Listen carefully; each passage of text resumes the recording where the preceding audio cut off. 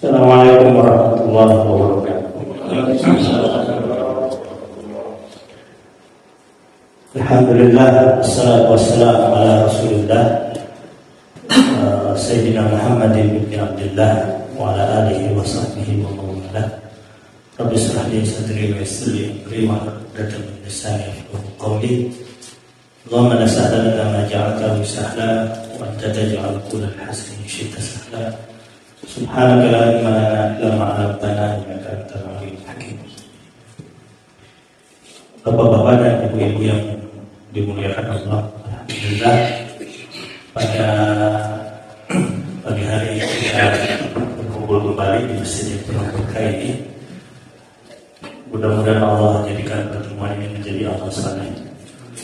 Salawat dan salam semoga tercurahkan kepada Nabi kita Muhammad sallallahu alaihi wasallam, kepada keluarganya, para sahabatnya, para salihin. Semoga Allah kumpulkan kita bersama mereka di surganya nanti. Kita saum sudah 2 hari ya? 2 hari ya? Ini sekarang 5 hari ya? Padahal 5 hari ya? Berarti kita tidak saum 2 hari. Sekarang hari ketiga ya saumnya.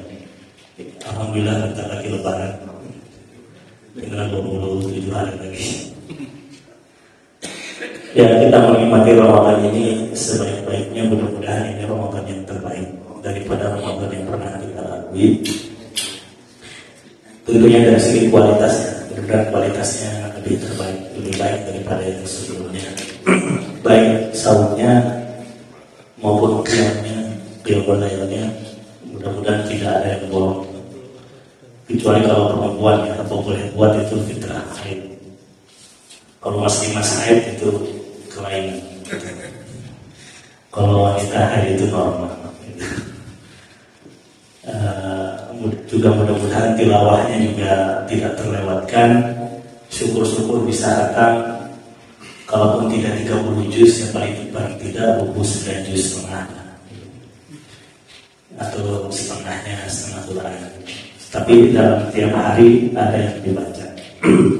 Pahalanya akan berlipat gandakan, terutama di bulan Ramadan. Dan Nabi pun kan ketika bulan Ramadan, malaikat datang membacakan Quran 2 kali. Setiap malam membaca Al-Quran, mentalakikan Al-Quran. Itu memang Ramadan itu adalah syahrul Quran, bulan Al-Quran. Tapi Pak Haji aja izin karena ada keperluan. Tadi saya pun hampir izin, ada keperluan. Ubar. Ya, tadi ada undangan.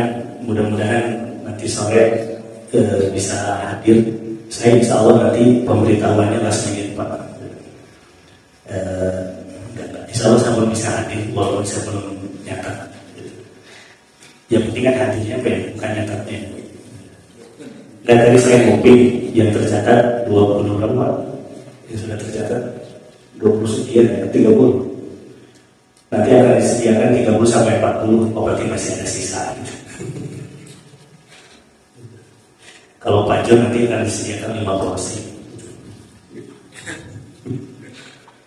Baik, kita bacakan pada surat Az-Zumar. Kalau kita menghabiskan surat Az-Zumar pada pagi hari ini. Surat 9. Kita baca ayat 71 sampai ayat 75.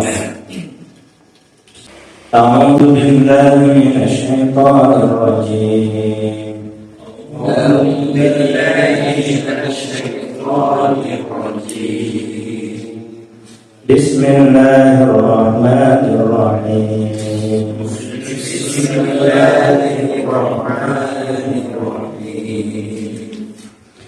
وسيق الذين كفروا إلى جهنم زمرا وسيق الذين كفروا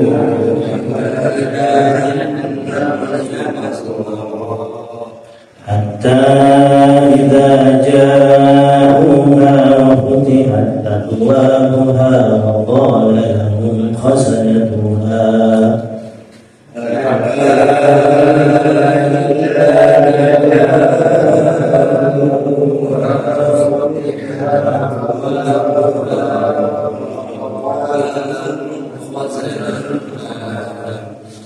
وقال لهم خزنتها ألم يأتكم رسل منكم يتلو عليكم آيات ربكم وقال لهم خزنتها ألم يأتكم رسل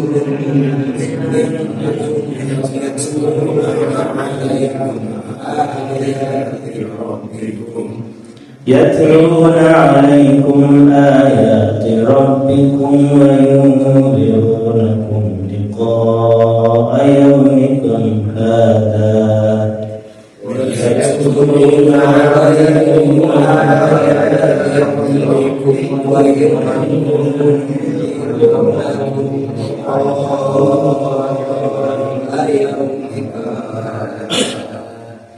قالوا بلى ولكن حقت كلمة العذاب على الكافرين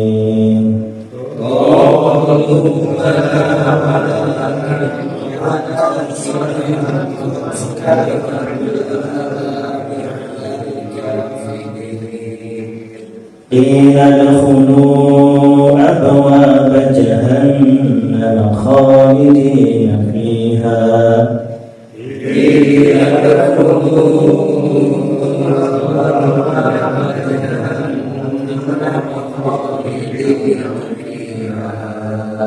فبئس مثوى المتكبرين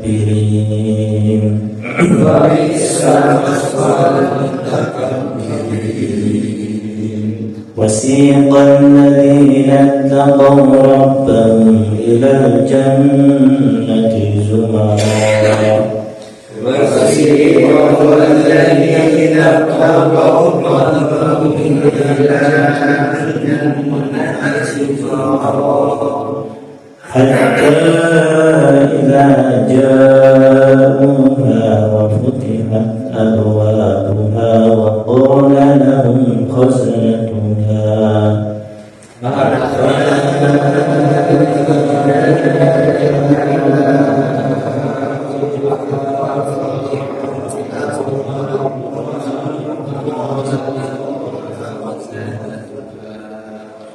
وقال لهم خزنتها سلام عليكم طبتم فادخلوها خالدين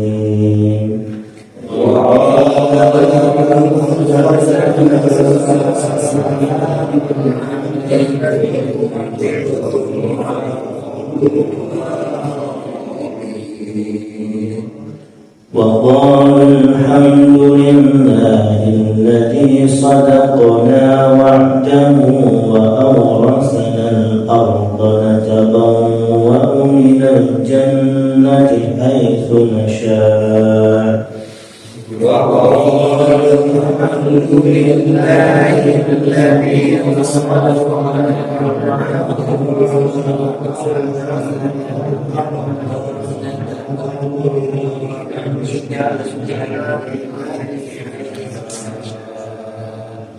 فنعم أجر العاملين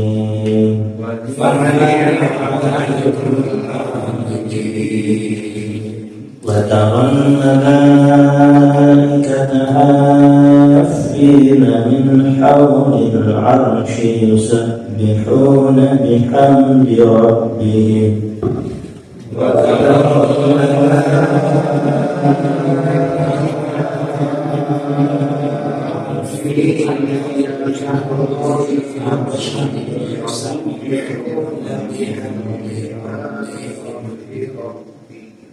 وقضي بينهم بالحق وقيل الحمد لله رب العالمين وقضي بينهم بالحق وقيل الحمد لله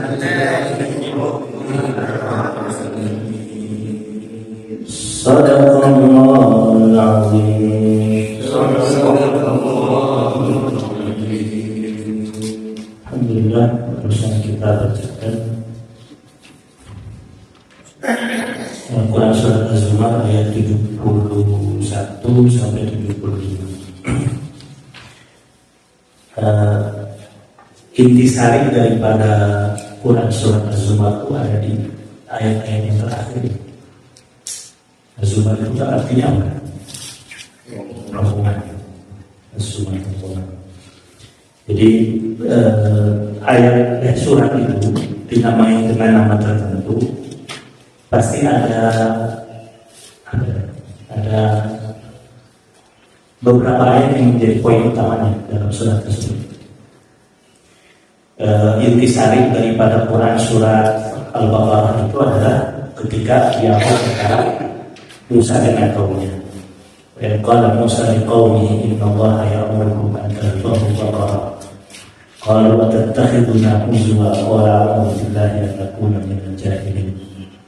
Itu ketika Allah menyampaikan, ketika Musa menyampaikan kepada umatnya tentang perintah Allah untuk menyembelih sapi.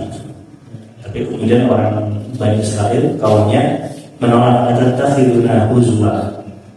Apakah kau hendak mengajak kami kepada kebodohan? Terus dialognya panjang itu di surat Al-Baqarah. Intinya itu adalah itu yang menjadi poinnya itu, sehingga dinamai sebagai surat Al-Baqarah. Kemudian Ali Imran, itu intisarinya itu adalah ketika Allah tentang menceritakan tentang Imran, keluarga Imran. Di situ ada tentang Maryam. Wanadatul malaikatu wa huwa qa'imun yusalli fil mihrab, itu sampai panjang sekali ayatnya. Itu intisari daripada Quran surat Al-Imran. Sehingga dinamai dengan Al-Imran. Pun juga An-Nisa. Di dalam Quran surat An-Nisa juga dijelaskan tentang wanita-wanita yang dilarang untuk dinikahi. Ayat 22, 23, 24 An-Nisa. Ayat 22-nya satu wanita yang tidak boleh, yaitu ibu kandung. Ayat 22-nya ada 13 wanita yang tidak boleh dinikahi. Ayat 24-nya ada satu wanita yang tidak boleh dinikahi. Total 15 wanita yang tidak boleh dinikahi. Nah itu poinnya itu kenapa dia namanya sebagai surat An-Nisa. Pun Al-Maidah sampai yang lainnya. Surat Yusuf juga dinamai Yusuf karena di dalamnya ada kisah Nabi Yusuf. Walaupun surat Yusuf bukan surat yang harus dibaca bagi orang yang sedang hamil. Ambil kaset baca surat Yusuf. Hilang hari pas lagi hamil baca surat Al-Baqarah, kelahir dengan sapi. Atau baca surat Jin pas lahir lagi dijurit.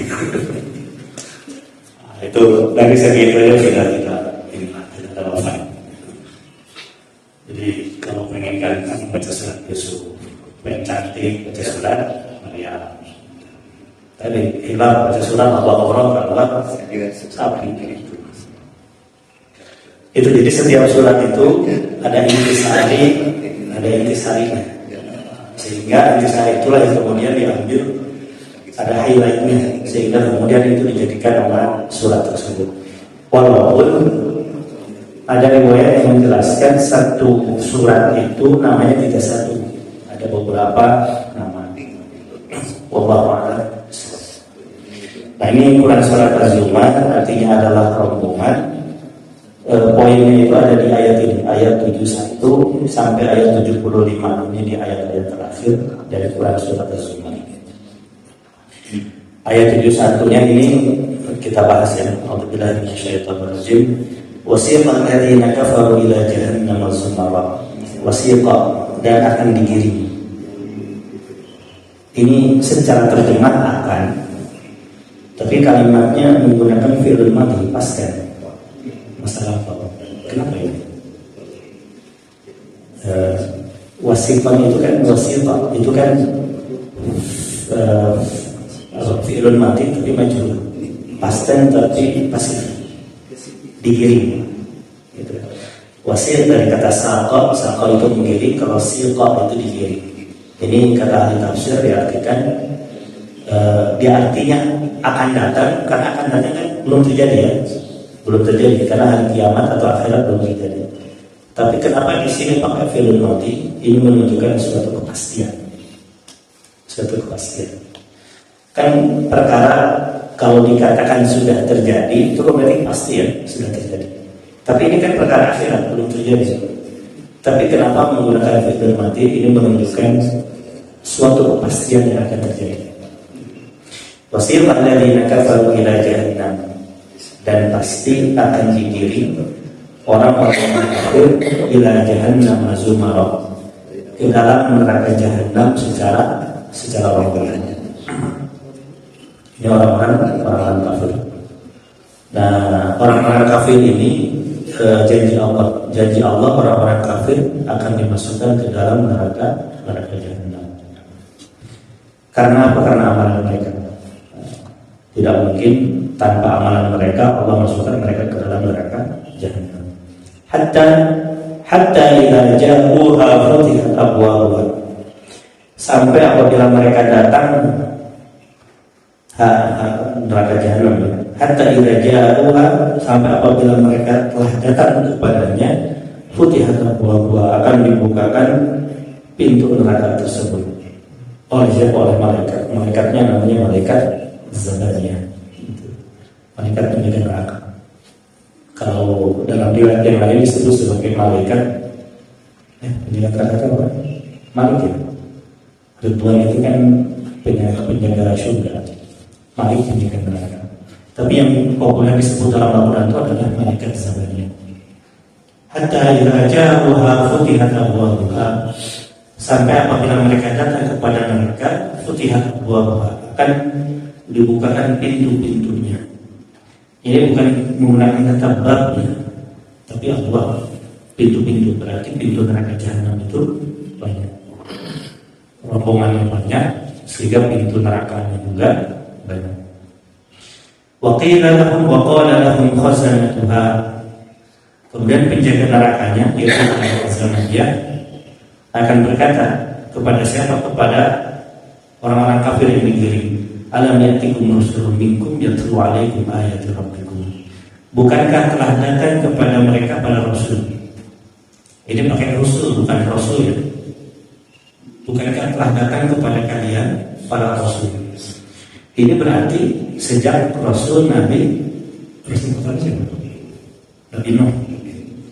Nabi Adam itu bukan rasul tapi Nabi. Adam itu Nabi. Rasul pertama itu adalah Nuh. Dalilnya apa? Inna auhayna ilaika kama auhayna ila Nuh. Kami wahyukan kepada Nuh Muhammad sebagaimana telah kami wahyukan kepada Nuh, bukan kepada Adam. Sehingga Adam itu bukan Rasul. Adam itu Nabi. Karena Allah belum memberikan kepada Adam dan Idris itu kaum. Bedanya Rasul dengan kaum, bedanya Rasul dengan Nabi itu, yang populer itu kan kalau Nabi untuk dirinya, Rasul itu untuk umatnya.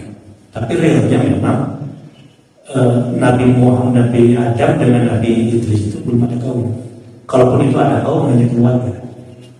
Nabi Adam itu kan punya anak 4 ya, 2 laki-laki, 2 perempuan. Kemudian disilam, nikah. Nah dulu masih boleh nikah saudara, sekarang tidak boleh. Sekarang tidak boleh nikah saudara, dan tidak boleh nikah sekampung. Kebanyakan nikah dengan siapa? Itu dengan sekampung, bisa. Sama sekecamatan. Itu ya, itu Adam belum punya kaum, itu hanya keluarganya. Idris juga. Nah baru kaum itu menyebar Nabi Nuh. Inna auhayna ilaika kama auhayna ila Nuh. Kami wahyukan kepada wahai Muhammad sebagaimana kami wahyukan kepada Nuh. Alam ya'tikum rusulun, bukankah telah datang kepada kalian para rasul yang suaranya sama, yaitu tauhid. Dari Nabi Nuh sampai Nabi Muhammad SAW itu adalah menyerukan tauhid. Syariatnya sama, tauhid itu mengesahkan Allah Subhanahu wa taala. Syariat boleh berbeda. Salatnya Nabi Nuh dengan salatnya Nabi Muhammad bisa kemungkinan berbeda. Dan memang Allah jelaskan, "Qul ja'alna syiratan wa minhaj." Kami jadikan bagi kalian itu syariatnya masing-masing. Tapi setelah kaitannya dengan tauhid, semuanya sama. Wa uhilla lakum ma hurrima 'alaikum wa ji'tu seperti ini.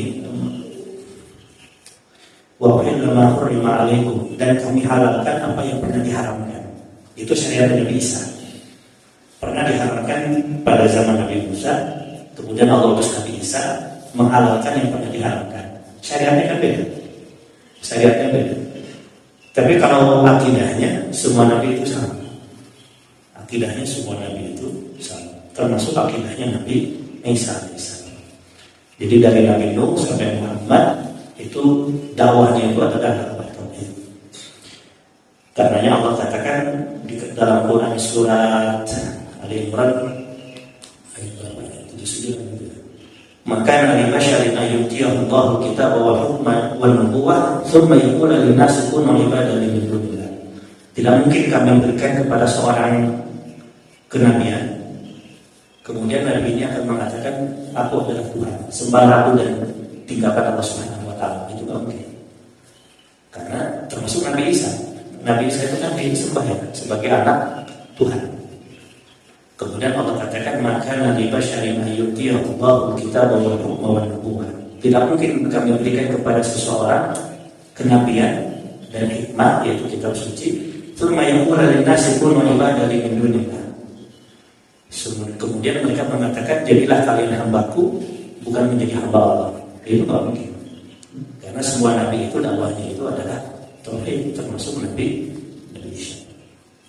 Saya cari ayatnya dulu. Saya paling susah, paling nomor itu di Basyarin Ali Imran ayat 79. Itu hampir kan, tapi saya bilang 74, 79 ada di situ. Itu tidak mungkin para nabi mengajarkan bukan tauhid, bukan. Termasuk Nabi Isa alaihissalam yang disembah oleh orang-orang Nasrani, Tuhan Bapa. Saya pernah dialog dengan orang Katolik, itu Nabi Isa itu disembah tidak, dia disembah. Kenapa punya Tuhan itu ada 3? Aku kan begitu, Trinitas. Jadi itu sudah menjadi dokter. Hatta idza ja'uha futihat abwabuha wa qala lahum khazanatuha alam ya'tikum rusulun minkum yatlu 'alaikum ayati rabbikum. Tidakkah telah datang rasul-rasul kepada kalian yang membaca ayat-ayatnya untuk kalian? Jadi setiap rasul itu membawa yang namanya kitab. Kalau Nabi Muhammad Quran, Nabi Musa Taurat, Nabi Isa Injil. Kalau Nabi yang lain disebutnya sebagai suhuf, lembaran-lembaran. Jadi itu wahyunya. Dan yang membawanya itu adalah dari Allah adalah satu, yaitu malaikat Jibril. Wahyu terakhir itu adalah Al-Quran. Allah memuliakan Jibril di antara malaikat yang lain itu karena tugasnya menyampaikan wahyu. Tugasnya menyampaikan wahyu. Wa qala lahum khazanatuha alam ya'tikum rusulun minkum yatlu 'alaikum ayati rabbikum wa yunzirunakum liqa'a yawmin hadza. Dan mereka telah memberikan peringatan tentang hari pertemuan ini. Ini pertemuan antara ahli neraka dengan penjaga neraka. Itu ayatnya yang banyak berbicara tentang neraka, berbicara tentang penjaga neraka. Nah, kemudian orang-orang kafir mengatakan qalu bala, ya demikian. Jadi orang kafir itu nanti di akhirat akan mengakui bahwasanya Rasul itu telah datang dan itu membawa perintah yang benar. Karenanya orang-orang kafir itu sebetulnya mereka tahu tentang kebenaran Islam. Atau kalau dikasih tahu mereka akan tahu, akan mengerti. Tapi kenapa mereka menolak? Itu yang kata Allah, qalu qulubuna ghulf.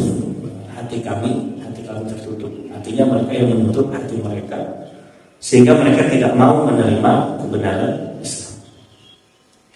Kalau yang sering disampaikan itu di Amerika itu dosen-dosen Islamic Studies itu orang kafir. Orang kafir. Saya pernah mau apply ke Amerika S3. Profesor yang saya kirim email itu agamanya non-Muslim, agamanya Nasrani, tapi ngajar studi Islam.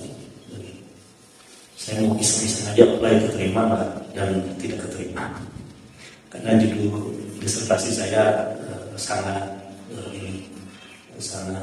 tidak cocok untuk beliau, tidak diterima. Dan dari namanya juga setelah saya lihat biografinya itu bukan seorang muslim tapi ngajar studi Islam. Dan tidak sedikit di antara mereka yang hafal Al-Quran. Kalaupun tidak hafal, sering berinteraksi dengan Al-Quran, tapi tidak masuk Islam. Kalau dikatakan apakah mereka tahu tentang Islam, mereka tahu, tapi hati mereka tertutup. Nah, itu kalau kita belajar studi Islam di Amerika. Makanya kenapa banyak orang pulang dari Amerika itu menjadi liberal. Tapi itu rata-rata di Indonesia. Dosen saya di Malaysia sekarang itu alumni Edinburgh itu Inggris ya. S1-nya Mesir, S2-nya Malaysia, S3-nya Inggris. S3-nya Inggris. Tapi tidak ada benar. Saya sempat menanyakan ke salah seorang dosen di sana, orang Makassar. Saya tanya, Prof, kenapa ya alumni studi Islam Amerika atau Barat itu antara yang pulang ke Indonesia dengan yang pulang ke Malaysia itu berbeda? Kalau yang pulangnya ke Indonesia itu rata-rata jadi berapa? Itu banyak sekali. Mungkin 90% alumni sana jadi berapa? Tapi kalau dari asal Malaysia kemudian studi Islamnya di Eropa atau di Amerika, pulang itu justru jauh dari kata liberal, lurus-lurus saja. Jawaban beliau satu ini, karena di Malaysia itu tidak diberikan ruang untuk orang-orang liberal. Jadi peranan kerajaan itu kuat di sana. Di sana kan yang di Pertuan Agung ya. Ada 9 negara bagian itu digilir per 5 tahun. Dan mereka di konstitusi negaranya itu secara tegas dicatat Islam sebagai agama resmi negara. Dan kemudian di dalam konstitusi juga dicatat dilarang penyebaran 3 aliran. Aliran liberal, aliran Syiah, dan aliran radikal, ekstrim, aliran ekstrim. Itu 3 aliran ini dilarang di sana. Jadi kalau ada orang dari lulusan Amerika pulang ke Malaysia, kemudian menyebarkan paham liberal, pasti tidak akan laku dan pasti sulit daftar menjadi dosen. Tapi kalau di kita kan, kalau nggak liberal itu nggak keren. Kalau di UIN, kalau nggak jalan itu nggak keren. Tapi kalau di sana malah dilarang. Syiah itu dilarang oleh MUI sana, oleh kerajaan. Dan di sana itu kalau ada kalimat dilarang, itu berarti tangkap kalau menyebarkan. Punya wibawa di sana, lembaga agama itu. Kalau di sini kan MUI hanya himbauan. Berapa kali MUI mencetak tentang kesesatan Syiah? Larangan bebannya Syiah tumbuh, apalagi di Bandung ya, di Kiara Condong itu pusat Jawa Barat. Jadi kalau di sini hanya himbauan, tidak punya kekuatan. Kalau di sana dikatakan sesat itu berarti kalau menyebarkan tangkap itu baru bisa. Jadi makanya di sana dari segi keagamaan relatif aman. Nah ini mengenai orang-orang yang demikian. Jadi demokrasi itu bebas, tapi ada minusnya. Minusnya itu seperti itu. Minusnya itu adalah seperti itu. Nah di sini jadi kembali ke yang tadi, Allah sudah qalu bala, mereka akan mengatakan ya bahwasanya telah datang Rasul kepada kami yang menjelaskan tentang kebenaran Islam. Tapi mereka ketika di dunia menutup hati mereka. Itu seperti mereka orang-orang yang tahu Islam, tapi mereka tidak mau masuk ke dalam Islam. Karena hidayah itu adalah anugerah terbesar. Hidayah itu adalah hak prerogatif Allah Subhanahu wa Ta'ala. Dan hidayah itu hanya Allah berikan kepada orang-orang yang tulus ingin menerimanya. Hadiah hidayah itu satu kata dengan kata hidayah. Hidayah itu kan hak dan ya. Hidayah hadiah. Orang mau ngasih hadiah kepada temannya. Jadi kalau temannya itu orang yang baik, orang yang tulus, kasih hadiah. Pun juga hidayah Allah. Allah akan berikan hidayah bagi mereka yang tulus ingin betul-betul menerimanya.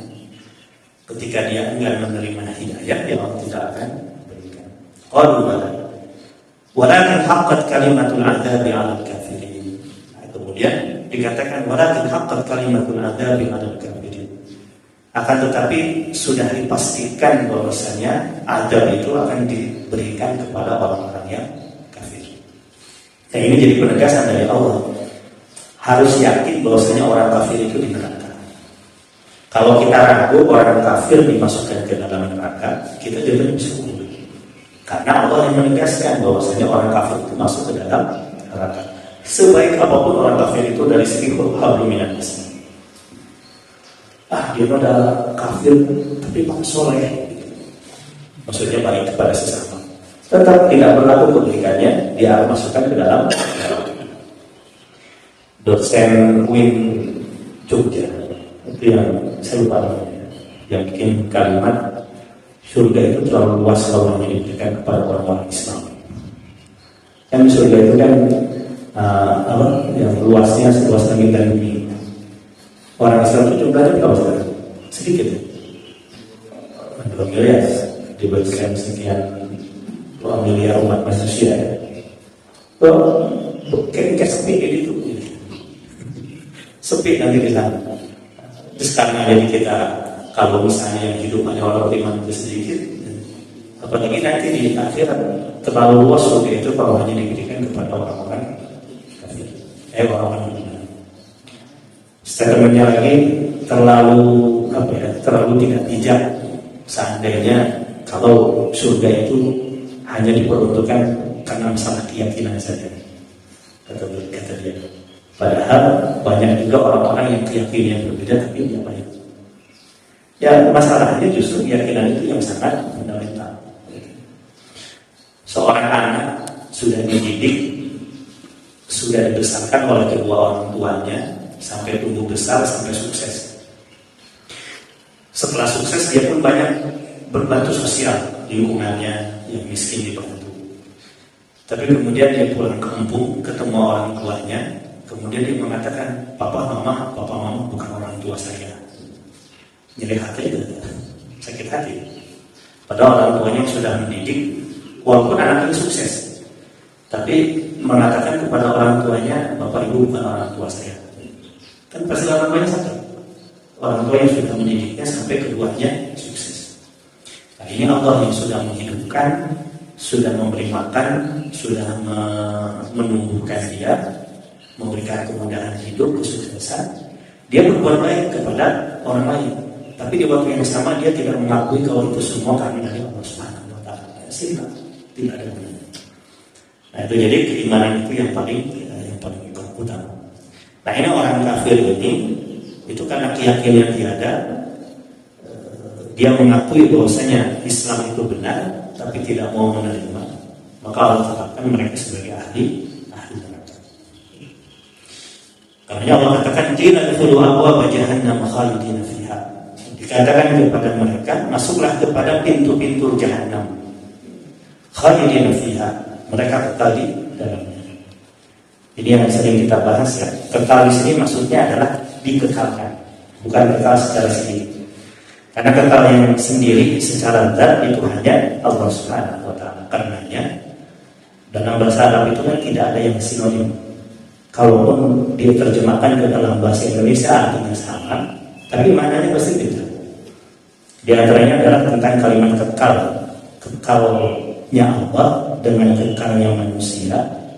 Secara penggunaan bahasa Indonesia-nya sama, kekal.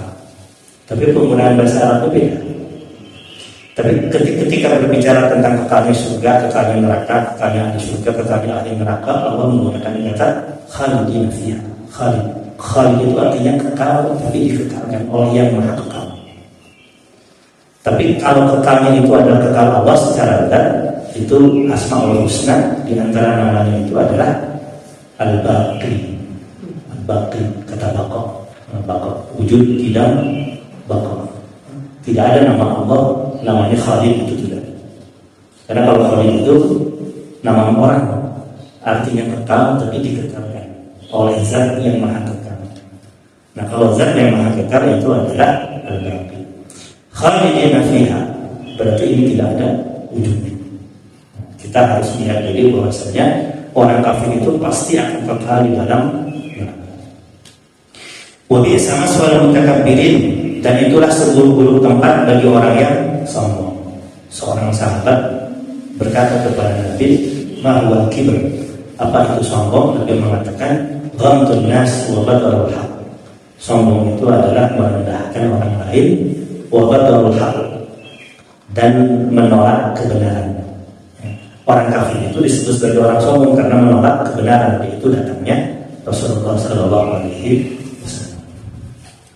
Tapi kalau kita lihat di sejarah Nabi, banyak orang yang sangat memusuhi Nabi, bahkan sampai ubun-ubun musuhnya. Tapi karena hidayah Allah, Allah masuk Islam. Allah masukkan dia kepada Islam. Umar itu kan sangat benci kepada Rasul, tapi Allah pilih dia masuk Islam. Allah ma'azzal Islam bi ahadi rajulain ahabbu ilaika. Ya Allah masuk muliakan Islam dengan masuknya salah satu dari dua orang yang paling kau cintai, Abu Bakar atau Abu Jahal. Umar atau Abu Jahal. Allah pilih Umar. Yang ketika perang Uhud memakan hatinya Hamzah, Hindu binti Utbah, suaminya namanya Abu Sufyan. Dua-duanya itu adalah tokoh perang Uhud, mau membunuh Nabi, bahkan sukses memerintahkan Wahsy untuk membunuh Hamzah bin Abdul Muthalib, paman Rasul. Hamzah itu paman Rasul tapi seusia. Kenapa seusia? Karena satu ibu sesuai, namanya Suhaibah, ibu persusuan. Nah, jadi di antara yang tidak boleh dinikah itu kan yang saudara sepersusuan. Karena Rasul tidak boleh menikah dengan Hamzah, apalagi Hamzah laki-laki. Saudara sepersusuan. Hamzah itu kan seusia, dibunuh oleh Wahsy atas perintah Hindun. Karena Hindun awalnya memerintahkan untuk membunuh Rasul, dikira oleh Wahsy pada Rasul dari Hamzah. Akhirnya dimakan. Tapi kan Allah berikan hidayah kepada keduanya. Dua-duanya masuk Islam. Hindun itu masuk Islam, Abu Sufyan juga masuk Islam. Bahkan keduanya rumah tangganya sempat cekcok, dan kemudian Rasul yang menengahi. Tidak ada dendam kepada Rasul kepada keduanya. Walaupun Rasul tidak mau berjumpa dengan Wahsy. Walaupun Wahsy katanya masuk Islam, tapi setelah masuk Islam Rasul tidak mau ketemu dengan Wahsy. Kenapa tidak mau ketemu? Khawatir amarahku muncul karena dia yang membunuh pamanku. Padahal sudah memaafkan, tapi tidak mau ketemu. Tidak mau ketemu. Kayak saya dulu pernah waktu di kantor kan, waktu masih kumpulan boleh, saya dipukul sama kakak kelasnya. Memaafkan sih, tapi susah lupanya. Kalau ketemu, saya alhamdulillah ketemu, tapi insya Allah sudah memaafkan. Itu mah sandiwara dahulu. Nah ini tentang Wahsy. Jadi walaupun ada ini menunjukkan bahwasanya hidayah itu betul-betul hak prerogatif Allah Subhanahu wa taala. Karena kalau ada orang kafir, meskipun janji Allah orang kafir pasti masuk ke dalam neraka, itu adalah bagi mereka yang meninggal dalam keadaan kafir. Tapi kalau pada akhirnya dia masuk Islam, dosa yang dahulu terampuni. Tadi di rakaat kedua saya baca Quran surat Al-Baqarah ayat 2. Innal ladzina kafaru wa matu wa hum kuffar ulaika alaihim la'natullah wal malaikati wan nasi ajma'in. Orang-orang yang kafir kemudian dia mati dalam kondisi kafir.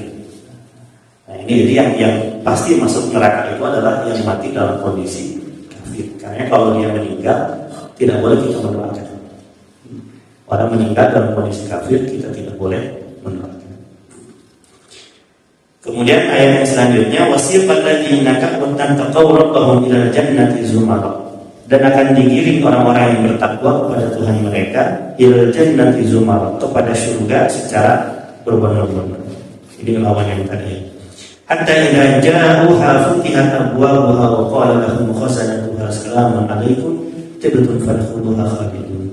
Sampai apabila mereka datang kepada pintu-pintu surga tersebut, wa qala lahum khazanatuha, dan penjaganya mengatakan salamun alaikum, keselamatan bagi kalian.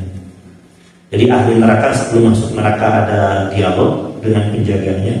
Ahli surga pun sama, cuman kalimatnya juga. Kalau yang pertama mengingatkan tentang Rasul yang telah datang kepada mereka, supaya mereka menyadari bahwasanya mereka itu masuk neraka karena ulah mereka. Kalau ahli neraka dikatakan malaikat salamun alaikum, keselamatan bagi kalian. Nah, ini yang diharapkan mudah-mudahan ketika nanti di akhirat yang datang kepada kita itu adalah malaikat penjaga surga yang mengatakan salamun alaikum. Parubi di akhirat kemudian dipanggil pas mau masuk yang muncul malaikat penjaga surga. Amin. Ternyata di sampingnya ada saya. Kalau pas melihat saya, ternyata yang pakai nari oke. Langsung yang lu boleh saya. Saya kan gitu. Langsung ingin, dulu pengajian tanggal 25 Maret. Reunian. Dan memang gitu kan, yang orang-orang soleh di benar kita sholat cuma di dunia ini, di akhirat pun nanti akan dipertemukan. Jadi di dunia dipertemukan, di akhirat pun nanti akan dipertemukan. Masuk syafaat. Karenanya kalau kita berkumpul dengan orang-orang soleh atau komitmen untuk sama-sama soleh, salah satu dari kita meninggal, itu sebetulnya perpisahan sementara. Hanya sementara perpisahan sampai nanti hari kiamat. Nanti di akhirat dibangkitkan ketemu lagi. Dan insya Allah tidak bosan. Nanti di akhirat pasti masih ini kan gitu. Pasti wajahnya wajah berbeda. Wajahnya wajah berbeda dan tidak ada kejenuhan di sana. Dan insya Allah di sana mas tidak sibuk ngurusin motor. Futihat abwaab, assalamualaikum, tibatum, kesejahteraan bagi mereka, fadkhuluha khalidin, dan masuklah kalian ke dalam surga secara kekal. Ini mudah-mudahan kalimat ini yang akan Allah berikan. Meskipun sebetulnya kalimat ini akan dijawab oleh malaikat maut ketika orang soleh itu meninggal. Akhir Quran surat Al-Fajr. Ya ayyatuhan nafsul mutmainnah, irji'i ila rabbika radiyatan mardiyah. Wahai jiwa yang tenang, pulanglah kepada keridhaan Allah dengan penuh keridhaan. Abu Bakar bertanya kepada Rasul, ya Rasul, apa maksud daripada ya ayyatuhan nafsul mutmainnah? Wahai jiwa-jiwa yang tenang, pulanglah kepada Tuhanmu dengan penuh ridha dan keridhaan. Mendengar pertanyaan tersebut, kemudian Rasul menjawab, wahai Abu Bakar, sesungguhnya itu adalah kalimat yang akan diucapkan oleh malaikat kepadamu nanti ketika dia datang mencabut nyawa. Jadi sebetulnya ada kalimat pendahuluan dari kalimat malaikat penjaga surga ini, yaitu malaikat maut ketika mencabut nyawa orang-orang yang saleh. Wa qalu alhamdulillahilladzi sadaqana wa'dah. Dan mereka, orang-orang yang saleh yang bertemu dengan penjaga surga, wa qalu alhamdulillahilladzi sadaqana wa'dah. Segala puji bagi Allah sadaqana wa'dah, yang telah membenarkan janjinya. Wa awrasana al-ardha natabawwa'u minal jannati haythu nasya'a. Dan dialah yang telah memberikan tempat, yaitu surga, yang mana kita bisa menempati di surga belahan manapun. Jadi kalau masuk surga, kita boleh tinggal di bagian belahan manapun di surga. Pasti pikiran kita kan langsung bertanya-tanya ya, boleh tinggal di mana saja. Apa surga itu kan luas, langit dan bumi. Kendaraan rumah, mobilnya nggak kenal Toyota atau Honda atau apa? Apa? Ya, nggak tahu apa macam di sana masih ada. Nah itu pikiran-pikiran itu pasti imajinasi itu, kalau kita mungkin muncul imajinasi, mungkin kendaraannya mungkin itu pasti tidak seperti itu nanti di surga. Nah, surga itu adalah malaikun ta'at wala udhunun sami'ah. Tidak seperti apa yang kau lihat di dunia, tidak seperti apa yang kau dengar dari perkara-perkara dunia, wala khatara fi qalbi bashar, atau terbetik dalam hati surga kecil, pasti beda. Tapi Allah menjelaskan tentang surga itu dengan kalimat yang mudah dicerna oleh manusia. Walaupun hakikatnya pasti beda. Tentang nikmat surga itu mengalir di bawahnya sungai. Hampir semua makhluk Allah itu suka yang namanya air. Ketika ada kalimat air, berarti terimajinasi surga itu indah. Tapi jangan membayangkan sungai surga itu seperti sungai Cikapundung. Pasti dia sungai di belakang. Itu imajinasi kita pasti tidak sesuai dengan faktanya nanti di akhirat. Fani'ma ajrul amilin, dan itulah sebaik-baik tempat bagi orang-orang yang beramal saleh. Wa taral malaikata hafina min haulil 'arsy, dan kalian akan melihat malaikat-malaikat hafina min haulil 'arsy, mereka akan berdiam di sekitar 'arsy. Ini ada dua tafsir. Apakah ini maksudnya adalah malaikat penjaga arsy saja ataukah seluruh malaikat? Tapi Syekh Syahwai mengatakan ini maksudnya adalah seluruh malaikat. Ini berarti malaikat pun nanti akan dihidupkan lagi. Kan ketika hari kiamat itu kan yang terakhir kali diwafatkan, ada riwayat yang mengatakan itu adalah malaikat maut dan malaikat Israfil itu yang terakhir diwafatkan. Nah, kaitannya dengan ayat ini berarti nanti manusia dibangkitkan kembali, dimasukkan ke dalam surga dan dimasukkan ke dalam neraka. Malaikat pun demikian, dibangkitkan dan mereka ditempatkan di sekitar arsy. Ini berarti kehidupan baru yang kekal abadi. Malaikat kekal, manusia juga kekal. Bisa itu Nabi Rabbihim, mereka tetap bertasbih kepada Tuhan mereka. Wa qudiya bainahum bil haqq, dan telah diputuskan bagi manusia keputusan yang adil saat itu. Jadi kalau ahli surga dimasukkan kepada surga, itu pasti keputusan yang adil. Kalau ahli neraka dimasukkan kepada neraka, itu pasti keputusan yang adil. Dan mereka pasti akan mengakui kalau mereka itu layak masuk neraka. Kalau di Indonesia kan hakim memutuskan penjara sekian, pelakunya pun mungkin akan mengatakan ini putusan tidak adil. Ini kalau lihat sidang Teddy Minahasa itu kan Teddy Minahasa sering marah-marah di sidang. Karena mungkin mengatakan dia merasa oleh jaksa diperlakukan tidak adil. Kalaupun memang betul melakukan, pasti akan mengaku tidak melakukan. Verdi Sambo sampai putusan akhirnya kan mengatakan semua itu dilakukan karena ada unsur pelecehan seksual.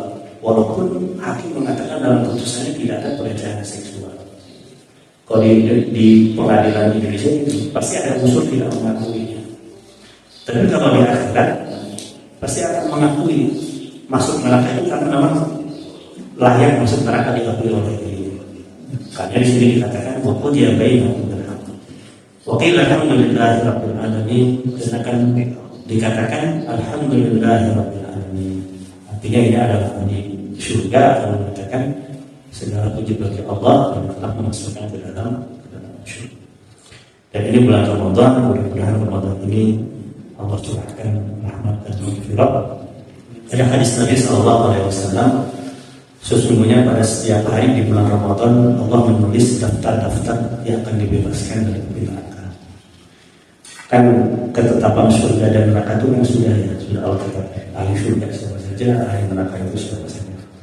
Tapi ketika bulan Ramadan akan ada list-list nama yang dibebaskan dari neraka, yang boleh jadi memang sudah Allah tetapkan dia itu adalah ahli neraka. Tapi kemudian muncul putusan baru, oh ini keluar dari neraka. Mudah-mudahan di antara list nama tersebut adalah kita. Nama pertama rombongan Buanasari ikut pengajian tanggal 25. Dan warga Buanasari seluruhnya, juga keluarga kita, mudah-mudahan. Wallahu a'lam bishawab. Ini Quran surat Az-Zumar ayat 71 sampai 70. Mudah-mudahan bermanfaat. Sudah pukul segini, tapi kalau mau ada yang mau menambah.